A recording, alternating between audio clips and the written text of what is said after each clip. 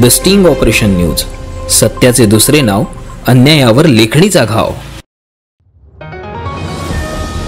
गोंदिया जिल्हा पोलीस दलातर्फे अंमली पदार्थाविरोधात जनजागृती मोहिमेअंतर्गत सायकलथॉनचे आयोजन करण्यात आले। या सायकलथॉनमध्ये विशेष बाब म्हणजे गोंदिया जिल्ह्यातील सायकल संडे ग्रुपने देखील यात सहभाग घेतला असून यामध्ये 8 वर्षापासून ते 85 वर्षापर्यंत लोकांनी सायकल चालवून सहभाग घेतला आहे। तर या सायकलथॉनमध्ये पोलीस विभागातील अधिकारी तसेच महिलांनी देखील सहभाग मोठ्या संख्येने घेतला आहे। या सायकलथॉनमध्ये प्रथम, द्वितीय आणि तिसरा क्रमांक पटकाविणाऱ्या स्पर्धकाला पोलीस विभागाच्या वतीने प्रशस्ती पत्र देऊन सन्मानित करण्यात आले आहे। या सायकलथॉनमध्ये स्वतः जिल्हा पोलीस अधीक्षक गौरव भामरे, पोलीस उप अधीक्षक अभय डोंगरे, पोलीस उपविभागीय रोहिणी बानकर यांच्यासह गोंदिया जिल्ह्यातील उपविभागीय पोलीस अधिकारी आणि पोलीस निरीक्षकांनी देखील अंमली पदार्थाविरोधात जनजागृती मोहिमेमध्ये सायकल चालवत सहभाग घेतला व हेल्थ इज वेल्थ तसेच पर्यावरण संरक्षणाचा संदेश यावेळी देण्यात आला।